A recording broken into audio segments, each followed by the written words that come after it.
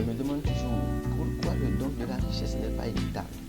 Et beaucoup de gens galèrent toute leur vie, mais très peu de gens trouvent la voie pour amasser de la fortune. Père riche, Père pauvre est l'un des meilleurs livres publiés sur les finances personnelles et vendu à des dizaines de millions d'exemplaires à travers le monde. Dans cette vidéo, nous allons apprendre les 3 grandes leçons du livre. Je vous invite à prêter attention aux 3e leçon, car c'est la plus importante selon moi. Rappelez-moi dans les commentaires laquelle vous a le plus touché. Si vous êtes nouveau sur la chaîne, pensez à vous abonner pour ne plus rater d'autres vidéos intéressantes de ce genre. Leçon numéro 1. Les riches ne travaillent pas pour de l'argent. La raison pour laquelle le riche s'enrichit davantage, le pauvre s'appauvrit encore plus et la classe moyenne est aux prises avec des dettes, est que beaucoup de gens vont à l'école et leur premier plan de l'enrichissement est ce que nous appelons un emploi qui paye bien, ce qui finit toujours par afficher l'autre côté de la réalité. Robert Kiyosaki a donc partagé dans son livre ce qu'il a appris de son père riche, le père de son meilleur ami Mike. Il lui disait: Robert, si tu veux devenir riche, que cette leçon soit ancrée dans ta tête.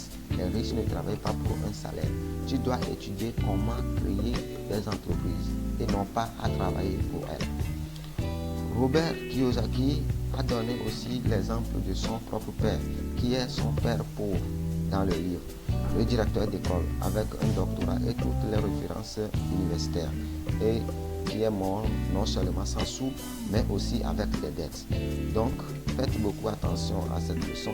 Votre plan d'enrichissement ne doit pas dépendre totalement d'un salaire.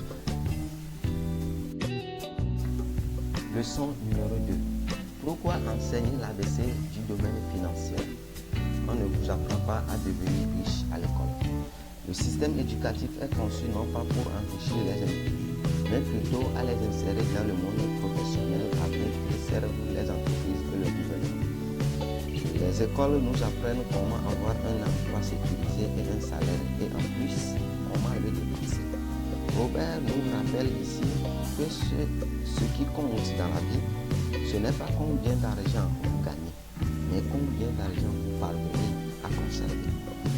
Supposons que vous gagnez 3 000 € par mois et que vos dépenses mensuelles s'élèvent à 4 000 €. Combien de cet argent pouvez-vous conserver? Un autre exemple, vous gagnez 2 500 € par mois et vos dépenses mensuelles s'élèvent à 2 000 € par mois. Ici, vous avez la chance de garder 500 € et de l'autre côté, vous avez une dette de 1 000 €. Pour préparer votre chemin vers la richesse, Robert Kiyosaki suggère de connaître la différence entre un actif et un passif et faire attention aux mots émotion et le désir.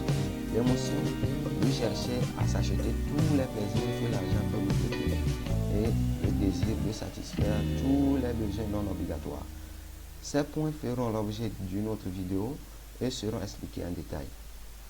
Leçon numéro 3. Occupez-vous de vos propres affaires. Les difficultés financières sont souvent le sort qui échoue aux gens qui travaillent toute leur vie au service de quelqu'un d'autre. Cette dernière est la plus importante selon moi et similaire à la première leçon. La meilleure façon de finir pauvre, comme l'a expliqué Robert avec l'exemple de son père pauvre qui avait de bonnes notes à l'école, est d'essayer de construire sa fortune au sein d'une entreprise ou du gouvernement. Vous devez connaître votre propre plan et s'engager à le mener à bien, plutôt que d'essayer de confier votre destin financier à un employeur ou au gouvernement. Donc, occupez-vous de vos propres affaires, investissez dans les actifs et prenez contrôle de votre destin financier. Alors, c'est tout pour aujourd'hui. J'espère que cette vidéo vous aura plu. Pensez à vous abonner et